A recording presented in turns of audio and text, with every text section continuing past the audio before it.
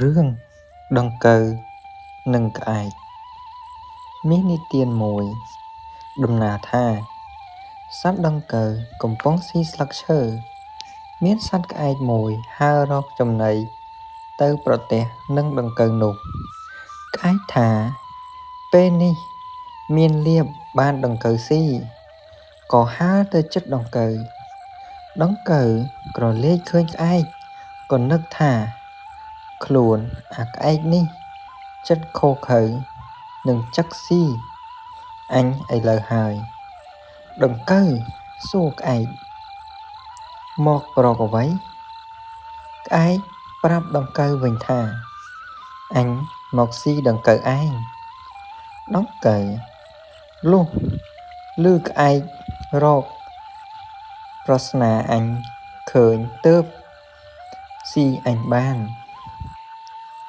បើរកប្រស្នាអញមិនឃើញស៊ីអញមិនបានទេក្អែកសួរថាប្រស្នាដង្កូវឯងដូចម្ដេចសួរមកចុះ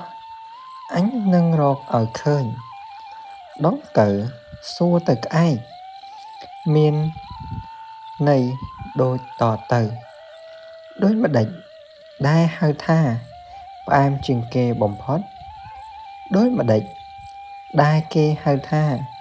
ជូរចត់ជាងគេបំផុតដូចម្ដេចដែលគេហៅថាស្អុយជាងគេបំផុតដូចម្ដេចដែលគេហៅថាក្រអូបជាងគេបំផុតកាលបើក្អែកបានលើកដង្កូវសួរប្រស្នាទាំង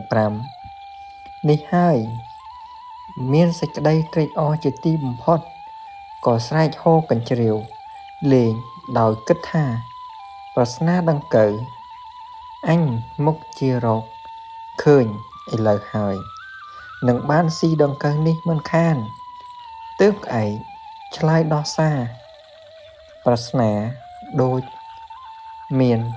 តទៅដែលគេហៅថាផ្អែមនោះគឺមានស្ករនិងទឹកឃ្មុំផ្អែមជាងគេអ្វីទាំងពួងដែលគេហៅថាជូរចត់នោះគឺមានម្ជូរក្រូចឆ្មាអំពិលម្ជូរសណ្តាន់ម្ជូរក្រសាំងនិងទឹកខ្មេះដែលគេហៅថាស្អុយជាងគេនោះគឺអាចគម្រោងខ្មោចសត្វទាំងពួងដែលគេហៅថាក្រអូបជាងគេនោះគឺផ្ការំដួលផ្កាម្លិះនិងទឹកអប់ក្អែកបានដោះស្រាយប្រស្នាទាំង4បទនេះប្រាប់ទៅដង្កូវឆ្លើយថាក្អែកដោះប្រស្នានេះមិនត្រូវទេក្អែក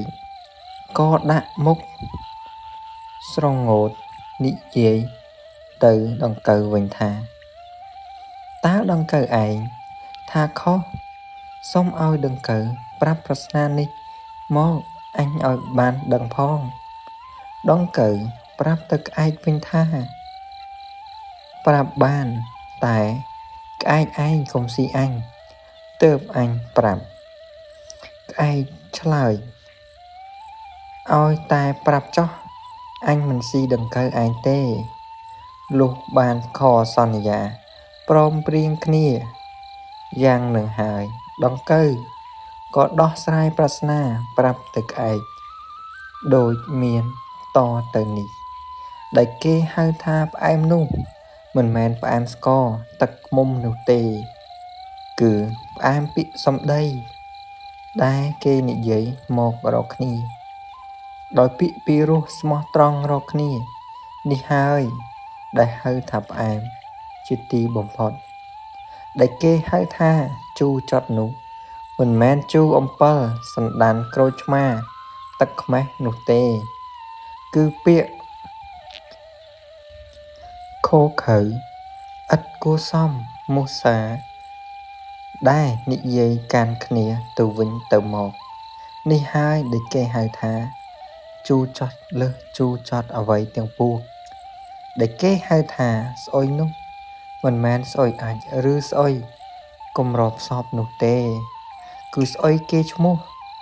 ស្អុយឈ្មោះដែលប្រព្រឹត្តអាក្រក់ក្នុងលោកនេះហើយដែលគេហៅថា ស្អុយច្រាស់ខ្យល់ដែលគេហៅថាក្រអូបនោះមិនមែនក្រអូបទឹកអប់ក្រអូបផ្កានោះទេគឺក្រអូបគេឈ្មោះដែលប្រព្រឹត្តល្អនេះហើយដែលគេហៅថាក្រអូបជាងគ្រឿងក្រអូបទាំងពួងក្អែកបានស្ដាប់ប្រស្នានេះហើយឈប់ស៊ីដង្កូវទៅ